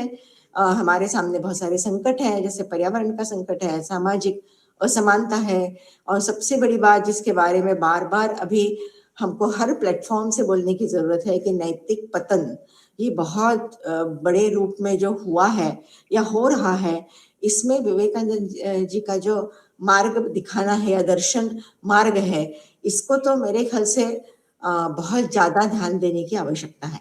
और हमारा जो आत्मबल है, सेवा है, एकता है, जो भी ये चीजें हमारे सामने चुनौतियां हैं, इसको अगर हम ध्यान देते हैं तो आने वाले समय में निश्चित ही हमारे युवा को जागृत करना, और सिर्फ जागरूक नहीं करना तो उसका तत्व समझना बहुत जरूरी है। नहीं तो हमने 2-4 बार उनको बता दिया, फिर उनको अट्रैक्शंस बहुत है, जैसे उनके पास इतनी तरह के अभी गैजेट्स हैं जिसमें वो जो हम प्रयत्न भी कर रहे हैं उससे वो अलग हो जाते हैं। ये भी एक हमारे सामने बड़ी चुनौती है। इसलिए प्रिय साथियों, मैं आपसे इतना ही कह सकती हूँ कि स्वामी विवेकानंद का जीवन हमें बहुत कुछ सिखाता है, और सिर्फ हम बोलते हैं कि अलग अलग परिस्थितियां हैं, इसमें हम शिकार हो जाते हैं और हमारा मन भटक जाता है, तो इसी को तो स्थिर लाना और इस तरह का भाग्य का निर्माता बनना, मेरे ख्याल से ये बहुत बहुत जरूरी है। यह विचार हमें आत्मसात तो करना ही चाहिए, और जितना जीवन हमारा उज्जवल हो सके उसके लिए हम अभी बात भी कर रहे हैं कि हमारा राष्ट्र विश्व गुरु बनना चाहिए। तो विश्व गुरु में तो मुझे ऐसा लगता है कि स्वामी विवेकानंद जी का जो विचार है वो तो बहुत ही उपयुक्त है, क्योंकि विश्व गुरु मतलब हमारे पास डिग्रियां बहुत सारी आ गई हैं, ऐसा नहीं हो सकता। या हम ये भी नहीं कह सकते हैं कि हमें छोटे छोटे जगहों से जानकारी मिल गई तो हम बहुत कुछ सीख लिए, ऐसा नहीं हो सकता। इसके लिए हमें विश्व गुरु बनने के लिए बहुत बारीक बारीक चीजों का, जिसका मैं अभी अंत में उल्लेख करूंगी, कि इसको हमें पहचानना बहुत जरूरी है। जैसे आत्मा की दिव्यता, जिसको अभी थोड़ा सा बताया गया है, लेकिन मैं इसलिए कहती हूँ कि ये बहुत ही आवश्यक है, क्योंकि मेरे ख्याल से शरीर और आत्मा का जो संबंध है ना, इसको लोग तो भूल ही गए हैं। मतलब अगर हम ऐसा बोले तो उनको सिर्फ अपना ही मुझे क्या मिले, मैं कितना मतलब एक्वायर कर सकूं, इसके ऊपर उनका ध्यान ज्यादा है। मानवता की सेवा की मैंने बात की है, लेकिन वही फिर धर्म को इंगित करता है, और निर्भीक होकर राष्ट्र का उत्थान, यह हमारे लिए बहुत बहुत आवश्यक है। बस मैं अंत में पंक्तियों के साथ इतना ही कहना चाहती हूँ कि वैसा देखा जाए तो these are all core philosophical ideals, ऐसा भी अगर हम बोले तो गलत नहीं होगा, जिसमें विवेकानंद ने बहुत स्पष्ट रूप से कहा है कि each soul is potentially divine, तो अगर हम इतना हमारे पास पोटेंशियल है तो फिर सेल्फ डिसिप्लिन, मेडिसिन, सर्विस और उसके से जुड़ा हुआ जो योग है और वेदांत की भाषाएं हैं, ये सब हमें करना, जो कि निश्चित रूप से अभी जैसा बोला गया कर्मयोग, भक्ति योग, मैं इसके ज्यादा उसमें नहीं जाऊंगी कि ऑलरेडी बताया गया है। तो ये सब चीजें बहुत ही जरूरी हैं। हमारा जो रिलीजन है उसके साथ यूनिवर्सलिज्म, मेरे ख्याल से ये भी एक वैश्विक स्वरूप, क्योंकि वो जहां जहां जाते थे तो वो हर प्राणी जैसा वसुधैव कुटुंबकम बोला गया था उस तरह का है। इसको तो कई लोग नहीं मानते हैं, बोलते ऐसा हो नहीं सकता, लेकिन यह तो हमारी गुरु की ये है, चाबी है, ऐसा हम बोल सकते हैं। और उसको अगर हम देखें तो Vivekananda has taught all religion lead to same truth, ये हमारा एक निष्कर्ष इसमें से बन सकता है। हार्मनी रखना, अलग अलग तरह के जो रिलीजन से विचार है उसको समझना, ये हमारे एजुकेशन, कैरेक्टर बिल्डिंग और उसके बाद नेशनल और सोशल रिफॉर्म से आ सकता है। बस अब मैं इतना ही अपना वक्तव्य देना चाहूंगी कि इसका इम्पैक्ट और रिलेवेंस ये बहुत ही जरूरी है, क्योंकि हम एक चीज मतलब ऑर्गेनाइज करते हैं और उसके बाद वो हमारे पर्दे के पीछे चला जाता है। तो इसमें सातत्य कैसा रहे, और फिर हमारी ईस्टर्न फिलॉसफी है, वेस्टर्न फिलॉसफी है, या हम बोल सकते हैं स्पिरिचुअलिटी है, रैशनलिज्म है, इन सभी का हमारे प्रैक्टिकल लाइफ में बहुत उपयोग है। अगर इस प्लेटफॉर्म से हमें ये सब चीजें मॉडर्न थिंकिंग के रूप में ही सही, लेकिन हमें ये रहे कि आज का युवा फियरलेस रहे, क्योंकि वो डरा हुआ है कि मुझे ये मिलेगा क्या, वो मिलेगा क्या, ऐसा उसमें ही वो मतलब भरा हुआ है। इसलिए उसको थोड़ा सा इंटरफेथ डायलॉग ये उसके साथ करना मेरे ख्याल से बहुत जरूरी है। और विवेकानंद की जो फिलॉसफी है जिसको आज हमने सभी के सामने रखने की कोशिश की, इसके प्रैक्टिकल सर्विस हमारे सबके लिए बहुत आवश्यक है। हम कहीं के भी हो, हमारा कोई भी मतलब एरिया रहे रहने का, विचार करने का, उसमें से वेलफेयर ऑफ ह्यूमैनिटी मेरे ख्याल से ये सबसे बड़ा तत्व बनता है। इसी के साथ ही मैं बहुत बहुत धन्यवाद देती हूँ कि आप लोग सब हमारे कैसी सोसाइटी के साथ जुड़े। जय हिंद, जय विवेकानंद जी। धन्यवाद। धन्यवाद मैडम। किसी का कोई प्रश्न है? जी हाँ मैडम, मैं कर सकता हूँ। भावनागंज जी, मैं आलोक टंडन बोल रहा हूँ। बहुत दिनों के बाद आपसे मुखातिब हूँ और अच्छा लग रहा है। हाँ आलोक जी, बहुत बहुत धन्यवाद। बहुत दिनों के बाद आपको देख रहा हूँ।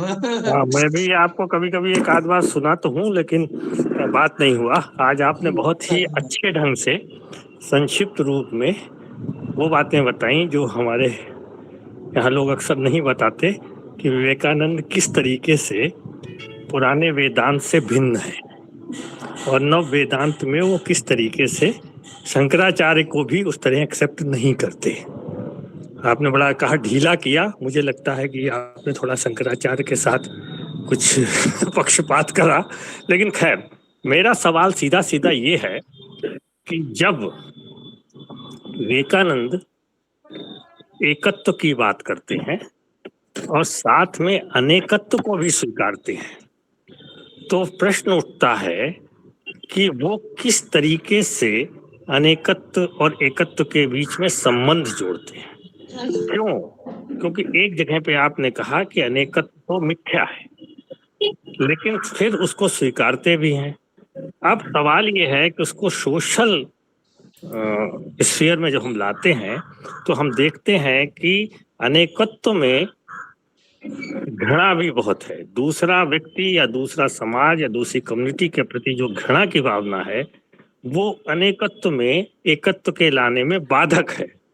और इसको हमने कहें तो इस समय जो इनके बाद आए हैं, जैसे कि हम कहें कि सावरकर की जो विचारधारा है और उसका जो संबंध विवेकानंद की इस धारणा से एकत्व के साथ कैसे होगा, जबकि वो इस्लाम और ईसाईयत के खिलाफ जो है वो घृणा का प्रचार करते हैं। तो मैं समझता हूँ कि या तो हम विवेकानंद को स्वीकारें या सावरकर को स्वीकारें, और फिर ये कैसे समझें कि इस अनेकत्व के साथ एक हार्मोनी कैसे बनाई जा सकती है। ये एक कठिन प्रश्न है हमारे सामने। मैं समझता हूँ इस पे थोड़ी आप रोशनी डालें। धन्यवाद। आलोक टंडन जी, बहुत ही अच्छा लगा आपको देख करके, बहुत दिनों के बाद देख रहा हूँ। शायद गोरखपुर में आपके दर्शन हुए थे बहुत पहले लगता है, 15 वर्ष तो हो ही गए होंगे। और बीच बीच में आपको देखता हूँ मैं, आभासीय पटल पर देखता हूँ, तो मुझे बहुत खुशी होती है। बहुत ही प्रश्न बड़ा ही गंभीर प्रश्न है। नहीं, सही है। हम लोग गोरखपुर में साथ ही थे, शायद एक ही रूम में थे। पांडे जी का सेमिनार था, बहुत पुरानी बात है। पांडे मैं एक बार गया था मुजफ्फरपुर आपसे मिलने, उस दिन मैं मिल नहीं पाया था। आपका थोड़ा मुजफ्फरपुर में कुछ किलोमीटर दूर है। हाँ ठीक, बोलिए। नहीं तो आप जब आएंगे यहाँ पर या आसपास में आएंगे तो मैं आपके पास जाऊंगा, या मैं गाड़ी भेज दूंगा, आप चले आएंगे, आप मुझे खबर देंगे। यहाँ से पटना तक में कहीं भी रहे, आप मुझे खबर दे दें। धन्यवाद। ठीक है, क्यों धन्यवाद। ये बहुत ही सुंदर प्रश्न है कि एकत्व और अनेकत्व दोनों को कैसे एक जगह समेटा जाए। और कुछ कम्युनिटीज जो एकत्व की बात स्वीकारते ही नहीं है, उनके साथ कैसे सामंजस्य लाया जाए। और साथ ही उसी से जुड़ा हुआ, या तो स्वामी विवेकानंद को स्वीकारें या सावरकर को स्वीकारें। सर, मुझे लगता है इस प्रश्न के उत्तर में मुझे ऐसा लगता है कि किसी को स्वीकारने नकारने की भी आवश्यकता नहीं है। व्यक्ति हमेशा ही व्यक्ति ही रहता है। यूनिवर्सल होना अति कठिन है। हमारे आशीष सिन्हा साहब कहते हैं कि जब मैं विदेश जाता हूं तो अपना परिचय भारतीय के ही तौर पर देना पड़ता है। आप चाहे जितना भी अपने को यूनिवर्सल माने, भारतीय के तौर पर ही देना पड़ेगा। आप जातीय जनगणना में, धर्म जनगणना में अपनी जाति और अपना धर्म लिखेंगे ही, कोई उपाय नहीं है। किंतु एक बात और है यहाँ पर, जो व्यक्तिगत रूप से जिसकी अनुभूति कि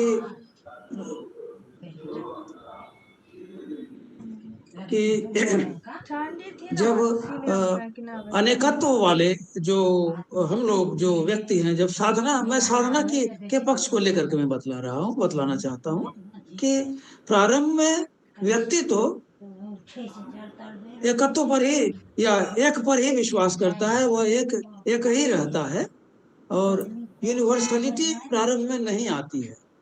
किंतु जैसे ज्ञान की वृद्धि होती है, ज्ञान की वृद्धि होने के साथ साथ उसमें यूनिवर्सलिटी का भाव आता है।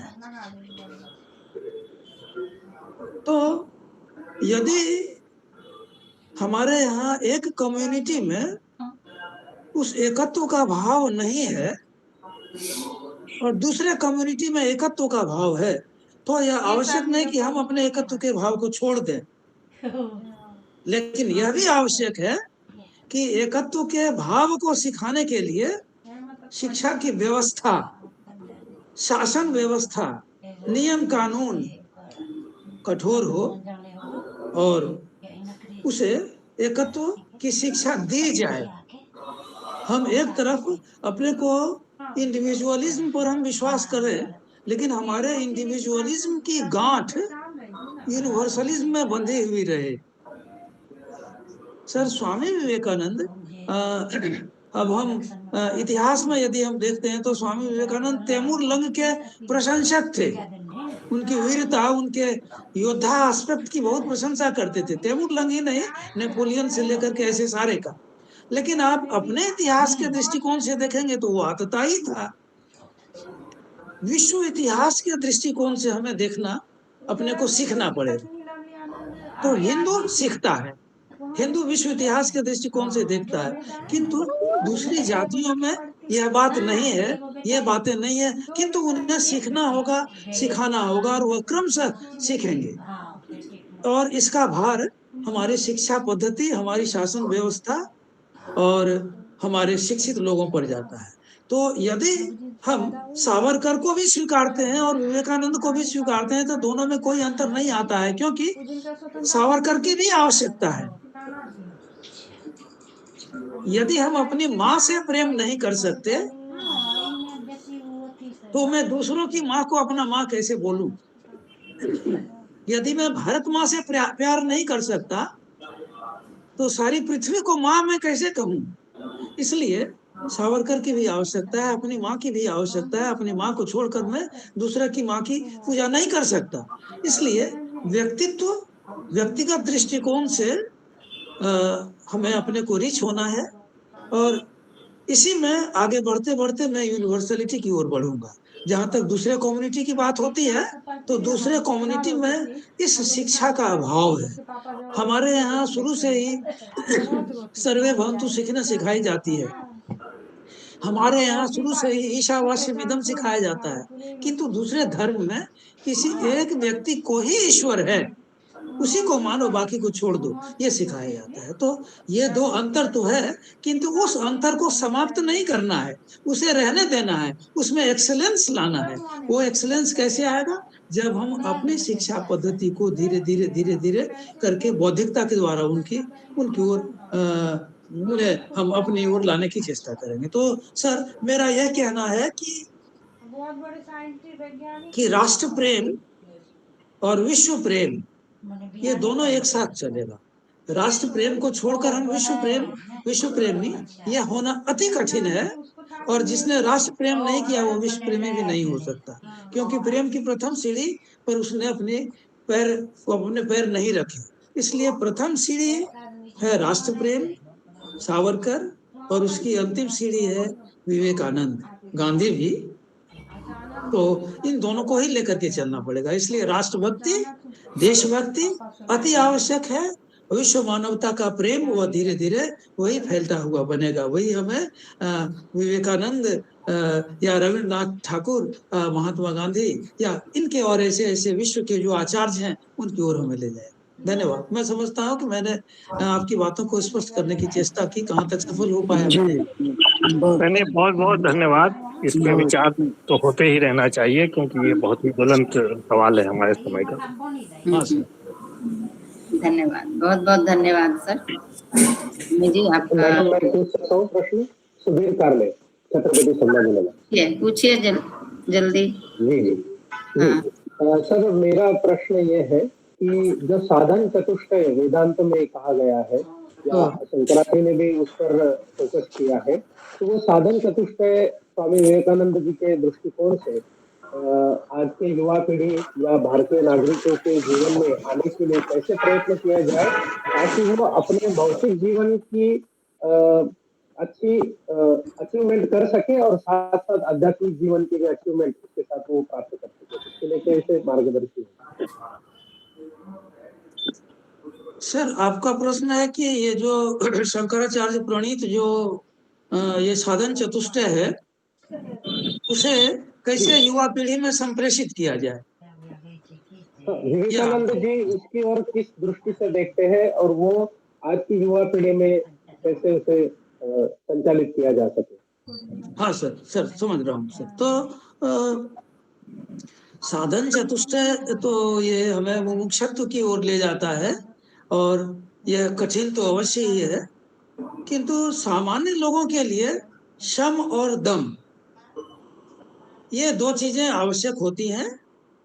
कुप्रतिदित इच्छा, श्रद्धा, समाधान आदि, उसके बाद से फिर वैराग्य, मुमुक्षुत्व, यह तो साधकों के लिए है जो मोक्ष पाना चाहते हैं, उच्च अधिकारियों के लिए है। किंतु सामान्य रूप से सामान्य समाज के लिए, युवकों के लिए शम और दम की आवश्यकता रहती है। सर, उन्हें समझाने का हमारा तरीका एकदम अलग हो जाता है, धार्मिक तरीका हो जाता है। पुराने ढंग से हम समझाने की चेष्टा करते हैं और उस ढंग से वे समझने को तैयार नहीं होते। किंतु सर, वैज्ञानिक दृष्टिकोण से यदि उन्हें समझाया जाए, यानी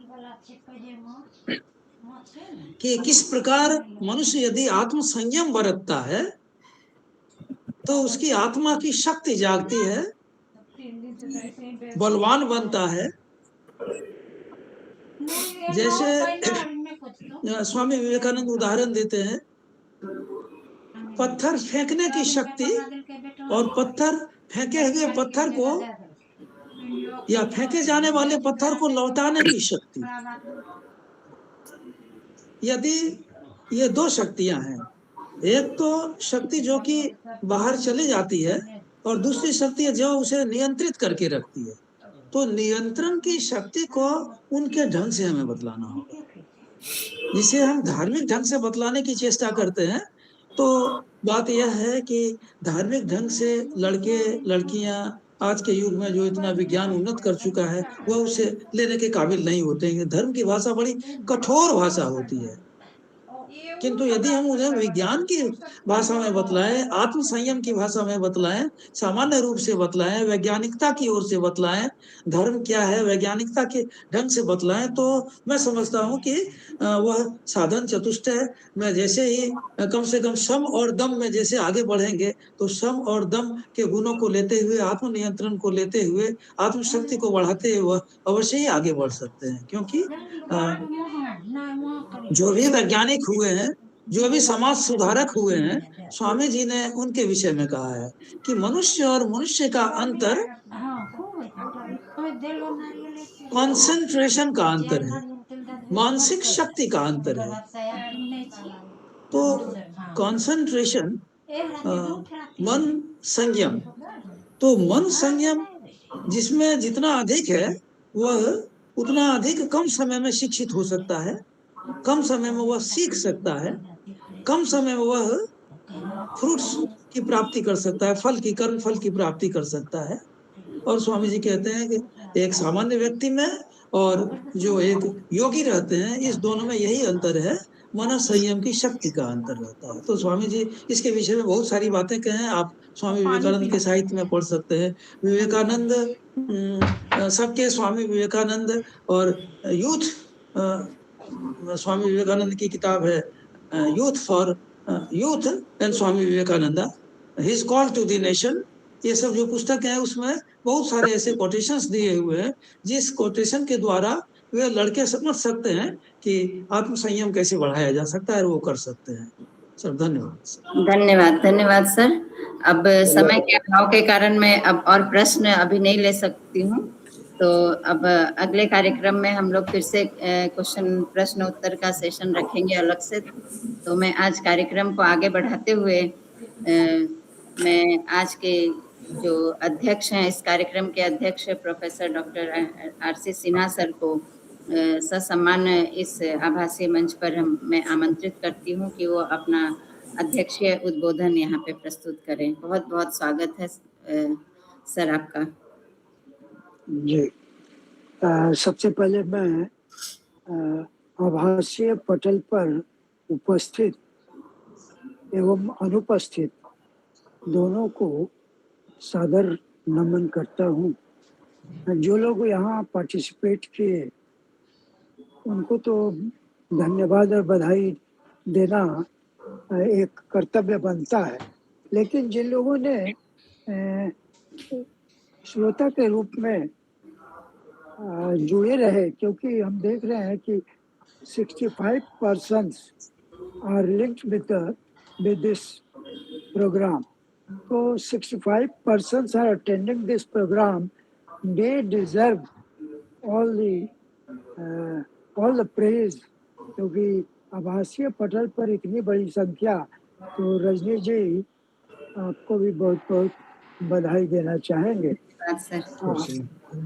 और निश्चित है स्वामी जी और डॉक्टर मृणालिनी दोनों का वक्तव्य एक तरह से पूरक रहा है, क्योंकि जिन बिंदुओं को स्वामी जी ने उठाया था उन्हीं को अग्रसारित करते हुए डॉक्टर मृणालिनी ने भी अपनी बात को हम लोग के समक्ष रखी।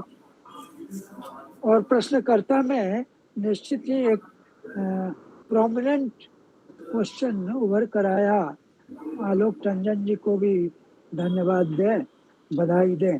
वैसे बधाई का काम तो ऑर्गेनाइजर का होगा, लेकिन अध्यक्षीय भाषण में कभी न कभी कुछ न कुछ तो एक्नॉलेज करना पड़ता है। अब कुछ ही समय बचा हुआ है मेरे लिए, और अध्यक्ष की जो ट्रेजेडी है वो I suffer the tragedy every morning and every evening, क्योंकि स्वामी जी के कार्यक्रम में भी अध्यक्षता करते हैं। स्वामी जी को हमने बहुत ध्यान से सुना और एक तरह से his approach is very much philosophical। इसको कहने में मुझे कोई संकोच नहीं है कि आपका वक्तव्य एक दार्शनिक सेंट फिलोसफर, संत दार्शनिक के वक्तव्य की तरह रहा, क्योंकि आपने कुछ बहुत ही सूक्ष्म दर्शन के विषय को आपने उठाया। जैसे उदाहरण के लिए बुद्धि और विवेक में अंतर, intellect and reason, the distinction between intellect and reason. ये बुद्धि और विवेक में अंतर साधारणता हम लोग नहीं करते। वो वही कर सकता है जिसे दर्शन शास्त्र का कुछ गहरी जानकारी हो। और स्वामी जी ने किस तरह से बुद्धि और विवेक का जो distinction, the distinction between intellect and reason, Radhakrishnan ने अपनी किताब an idealist view of life में इंटेलेक्ट एंड इंट्यूशन का अंतर बताया है। उस क्रम में the higher reason and the lower reason, तो नेचुरली इंटेलेक्ट को हम लोअर रीजन, बुद्धि कह सकते हैं, जिसको कि आपने विश्लेषणात्मक की संज्ञा दी, और हायर रीजन, हायर रीजन जिसको कहें या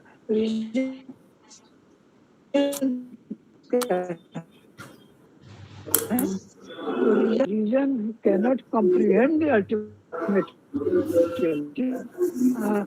विवेक चरम सत्ता को जान नहीं सकता है, यह बात सत्य है, अंत अनुभूति की जरूरत पड़ती है, लेकिन विवेक चरम सत्ता की ओर हमें ले जा सकता है।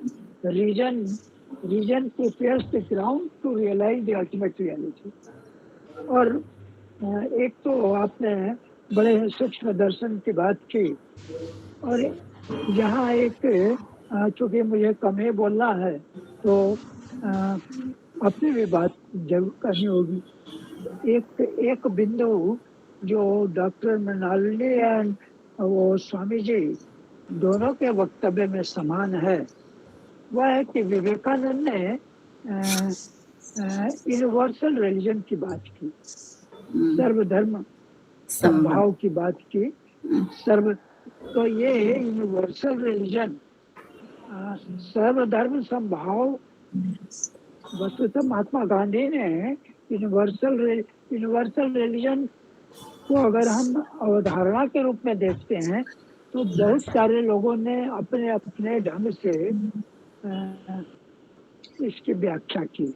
महात्मा गांधी ने सर्वधर्म समभाव, यूनिवर्सल रिलीजन का अर्थ उन्होंने समझा respect to each and every religion, equal respect to all the religions. तो ये महात्मा गांधी का भी ये विचार है, लेकिन universal religion as such, Vivekananda का कहना है कि यूनिवर्सल रिलीजन का उद्भव होगा विश्व की प्रक्रिया में। धार्मिक ये पूरा विश्व में धर्म व्याप्त है। धर्म को उन्होंने दो स्तर पर देखा, एक इंडिविजुअल और एक इंस्टीट्यूशनल, एक संस्था के रूप में और एक व्यक्ति के रूप में। तो व्यक्ति का धर्म जो है स्वामी विवेकानंद के अनुसार वह उत्थान है, आत्मिक उत्थान। और संस्थागत रूप में अगर हम देखें तो इंस्टीट्यूशनल रिलीजन्स जो जैसे ईसाई धर्म है, इस्लाम धर्म है, हिंदू धर्म है, पारसी धर्म है, तो स्वामी विवेकानंद कहते हैं कि उनका भी ये मत है कि देखिए, कोई धर्मों के तत्वों को मिलाकर कोई यूनिवर्सल रिलीजन हम नहीं बना सकते हैं। और उनका एक दावा है कि हिंदू धर्म एक संशोधा युक्त धर्म है और यह एक यूनिवर्सल रिलीजन के रूप में उभर कर आ सकता है। Hinduism has got rightful claim to become an universal religion. That is the contention of Swami Vivekananda. तो ये दोनों वक्ताओं ने यूनिवर्सल रिलीजन की बात की, लेकिन जहाँ तक मेरी समझ है कि universal religion is an abstract thinking. universal, जहाँ मनुष्य हैं और मनुष्यों का अपनी संस्कृति है, तो कोई सर्वमान्य संस्कृति नहीं हो सकती है। तो सर्वमान्य धर्म की भी संभावना अतिशय है। मैं स्वामी विवेकानंद के अवधारणा को या जो अभिव्यक्ति यहाँ उभर कर आई है उसको मैं निरस्त नहीं करना चाहता, लेकिन मेरी अपनी मान्यता है कि कोई सर्वमान्य धर्म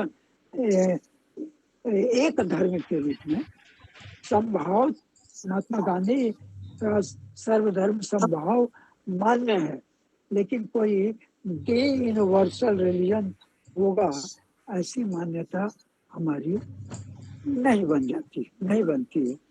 अब यहाँ टंडन जी के सवाल का भी थोड़ा सा एक सेंटेंस में मैं जवाब देना चाहूंगा, क्योंकि स्वामी जी ने बहुत अच्छे से कहा कि सावरकर की भी जरूरत है और विवेकानंद की भी जरूरत है।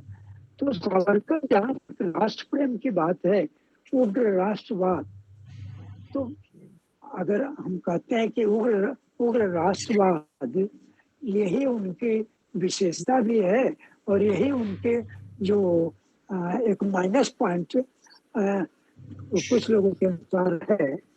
लेकिन स्वामी जी जितना अच्छा वक्तव्य दिए उससे अच्छा उत्तर उन्होंने दिया कि हमें सावरकर को भी स्वीकार करना होगा और स्वामी विवेकानंद को भी स्वीकार करना होगा। ये सारी बातें हैं। मैं बीच बीच में अपनी भी बात कहते चलता हूँ। हाँ, एक चीज बस मैं कुछ पंक्तियों को आपके समक्ष रखकर मैं अपनी बात समाप्त करना चाहूंगा। आखिर विवेकानंद का दर्शन क्या है? रामकृष्ण विवेकानंद का दर्शन।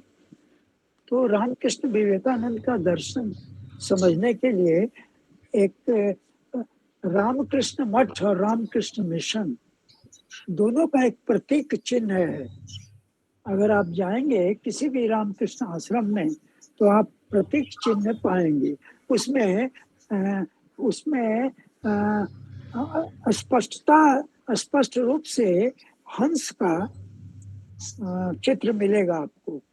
और वहाँ रामकृष्ण मठ तथा रामकृष्ण मिशन के प्रतीक चिन्ह में जो स्वामी जी ने स्वयं बनाया है, स्वामी विवेकानंद के दर्शन को संक्षेप में अगर हम समझना चाहते हैं तो उस प्रतीक को अगर हम देखें जिसको स्वामी विवेकानंद जी ने बनाया है, और देखिए स्वामी विवेकानंद ने वो देखिए उस प्रतीक को अगर देखते हैं तो एक जल राशि तरंगायित जल राशि वहाँ है।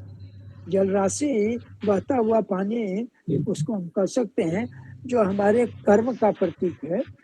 कमल का फूल भी उसमें है। कमल जो भक्ति का प्रतीक है तथा उगता हुआ सूर्य ज्ञान का प्रतीक है।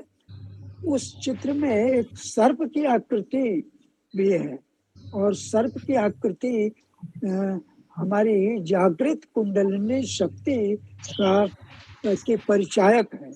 और चित्र के बीच में एक हंस की छवि है और वह हंस परमात्मा के रूप में हम विवेकानंद ने समझा है। और अंत में विवेकानंद के दर्शन को अगर हम समराइज करें इस प्रतीक चिन्ह के माध्यम से, तो कर्म, भक्ति और ज्ञान तीनों का योग सम्मिलित होने पर, तीनों का सम्मिलन होने पर ही हम चरम सत्ता को प्राप्त कर सकते हैं, ऐसी मान्यता है। और यह स्वामी यतीश्वरानंद की एक पुस्तक है, ध्यान और आध्यात्मिक जीवन, मेडिटेशन एंड स्पिरिचुअल लाइफ। स्वामी यतीश्वरानंद बहुत ही पहुंचे हुए संत रहे और उन्होंने देश विदेश 15-16 वर्षों तक विदेशों में भ्रमण किया और उस पर उन्होंने स्वामी जी के इस प्रतीक, उनकी पुस्तक के फ्रंट पेज पर वो प्रतीक दिखाई पड़ता है। जो लोग पढ़ना चाहेंगे तो उस प्रतीक के माध्यम से स्वामी विवेकानंद ने रामकृष्ण परमहंस के दर्शन को अभिव्यक्त किया है। और हम समझते हैं कि अध्यक्ष के रूप में बहुत ज़्यादा तो अभिभाषण देना उचित नहीं होगा, क्योंकि ऑर्गेनाइजर्स की भी अपनी सीमाएं हैं। मैं इन्हीं शब्दों के साथ स्वामी जी बहुत बहुत आपको बधाई देना चाहूँगा और डॉक्टर मृणालिनी जी को भी बहुत बधाई, और साथ में जिन लोगों ने प्रश्न किया सबको धन्यवाद देते हुए अपनी वाणी को विराम देना चाहिए। बहुत बहुत धन्यवाद सर, बहुत धन्यवाद आप सभी का। आप लोगों ने इतने अच्छे सरल शब्दों में विवेकानंद के फिलॉसफी को हमारे बीच रखा और उसे समझाया, तो मुझे उम्मीद है हमारे सभी श्रोता इससे बहुत लाभान्वित हुए होंगे। अब हम लोग अब आगे की ओर समापन की ओर हम लोग अपने कार्यक्रम को बढ़ाते हैं और आभार वोट ऑफ थैंक्स मैं आप सभी का देना चाहूँगी इस आभासीय मंच से जुड़े। सबसे पहले तो मैं हमारे जो वक्ता हैं मैं उनका बहुत बहुत धन्यवाद और आभार व्यक्त करूँगी कि उन्होंने हमारा निमंत्रण स्वीकार करके अपना इतना समय हमारे इस कार्यक्रम को दिया, उसके लिए बहुत धन्यवाद। आपने विवेकानंद के भारतीय स्वामी विवेकानंद, हम सभी जानते हैं कि स्वामी विवेकानंद भारतीय दर्शन, अध्यात्म और राष्ट्र चेतना के बहुत बड़े विचारक थे, तो ये हम सभी जानते हैं और उनके इस विचार को आपने हमारे समक्ष रखा, उसके लिए मैं आपका बहुत बहुत धन्यवाद और आभार व्यक्त करती हूँ। स्वामी भवतानंद स्वामी जी को बहुत बहुत धन्यवाद सर, आप हमारा निमंत्रण स्वीकार करके हमारे बीच उपस्थित हुए, उसके लिए बहुत बहुत धन्यवाद। मैं आज के हमारे मुख्य अतिथि का प्रोफेसर डॉक्टर फडणवीस मैडम का भी बहुत बहुत धन्यवाद और आभार व्यक्त करती हूँ कि उनका इतना व्यस्त रहता है उनका टाइम समय, तो उस टाइम से मेरे लिए हमारे कार्यक्रम के लिए उपस्थित होती हैं और बहुत अच्छे ढंग से सरल शब्दों में वो इसका वर्णन करती हैं। आज उन्होंने किया विवेकानंद के दर्शन का सर्वधर्म संभाव और वसुधैव कुटुंबकम, ये इन सभी के ऊपर उन्होंने चर्चा की, तो मैं मैडम का बहुत बहुत धन्यवाद और आभार व्यक्त करती हूँ कि वो अपने व्यस्त समय से समय निकालकर हमारे लिए हमारे इस कार्यक्रम के लिए उपस्थित हुई। मैं आपका बहुत बहुत धन्यवाद और आभार। मैं आज के अध्यक्ष हमारे प्रोफेसर आरसी सिन्हा को मैं बहुत बहुत कृतज्ञता अर्पित करती हूँ सर आपके प्रति, क्योंकि जब भी मैं आपको अपने कार्यक्रम के लिए वक्तव्य देने के लिए बुलाती हूँ, आप हमेशा मेरा बहुत कोऑपरेट करते हैं, मुझे सपोर्ट करते हैं, हमेशा हम हाँ बोलते हैं, कितना भी समय हो आप पूरे समय हमारे साथ जुड़े रहते हैं और अपने अध्यक्षीय उद्बोधन में इतना अच्छे से विवेकानंद जी का वर्णन सरल शब्द में हमारे समक्ष रखा। कर्म भक्ति ज्ञान आपने जो बताया, कर्म भक्ति ज्ञान ये तीनों को प्राप्त करने पर ही हमें चरम सत्ता की प्राप्ति होती है। इस तरह का जो विवेकानंद का दर्शन हमारे श्रोताओं को इस ज्ञान से मिलता है, तो उन्हें बहुत ही मेरे हिसाब से मुझे लगता है कि हमारे जितने भी श्रोताओं हैं उन्हें बहुत ही ज्ञान मिला होगा आज के इस वक्तव्य से। तो मैं डॉक्टर आरसी सिन्हा सर को बहुत ही धन्यवाद देती हूँ कि आप हमारे इस आभासी मंच से जुड़े और हमारा उत्साहवर्धन किया इस व्याख्यान के लिए। तो मैं आपके लिए बहुत बहुत धन्यवाद सर। आप हमारे अभिभावक जैसे हमारे साथ जुड़ते हैं, मैं आपका बहुत धन्यवाद। स्वीकार है, आपका धन्यवाद स्वीकार है। और सबसे विशेष हम हमारे श्रोताओं का आभार व्यक्त करती हूँ कि वो लोग जुड़ते हैं हमारे साथ और हर कार्यक्रम में इस तरह से जुड़ करके हमारा कार्यक्रम को सफल बनाते हैं। मैं आप सभी का बहुत बहुत धन्यवाद देती हूँ। मैं धन्यवाद देती हूँ हमारे महाविद्यालय के केसी सोसाइटी के अध्यक्ष डॉक्टर नंद कुमार बेंडाले सर का, कि आपके प्रेरणा से मैं इस कार्यक्रम को आयोजित करती हूँ। मैं हमारे महाविद्यालय के सभी प्राचार्य और सभी सहयोगी प्राध्यापक सभी का मैं आभार व्यक्त करती हूँ। मैं आभार व्यक्त करती हूँ हमारे कंप्यूटर डिपार्टमेंट का, जो हमें यूट्यूब लिंक भी प्रोवाइड करते हैं और पूरे टाइम हमारे इस कार्यक्रम से जुड़े रहते हैं। तो मैं उस कंप्यूटर डिपार्टमेंट में सचिन और भूषण, में उन लोगों का भी बहुत आभार व्यक्त करती हूँ। मैं आभार व्यक्त करती हूँ जो इस लिंक को प्रोवाइड करते हैं, गूगल मीट लिंक को, विनय तिवारी, डॉक्टर विनय तिवारी का भी मैं बहुत बहुत आभार व्यक्त करती हूँ कि वो हर कार्यक्रम में हमें गूगल मीट का लिंक प्रोवाइड करके देता है। तो उसका भी बहुत बहुत धन्यवाद। मैं हमारे विभाग की सभी सहयोगी प्राध्यापक का भी बहुत बहुत धन्यवाद देती हूँ। पुष्पलता और चंदू कुमार और बाकी के सभी सहयोगी प्राध्यापक को धन्यवाद देती हूँ। और जिसका भी छूट गया, मैं स्पार्क जो है उसका भी धन्यवाद देती हूँ कि वो हमें हर कार्यक्रम का बैनर एकदम टाइम से उपलब्ध करके देता है। तो उसका भी बहुत बहुत धन्यवाद। और जिसका भी छूट गया हो, मैं सभी को धन्यवाद और आभार व्यक्त करती हूँ सभी के प्रति। और मैं अध्यक्ष से इस कार्यक्रम को समाप्त करने की अनुमति चाहती हूँ। तो मैं सिन्हा सर से इस मैम आपको बहुत बहुत धन्यवाद। आपके इस कार्यक्रम की वजह से हमें विद्वत जनों को सुनने का अवसर प्राप्त होता है, इसलिए आपको भी बहुत बहुत धन्यवाद।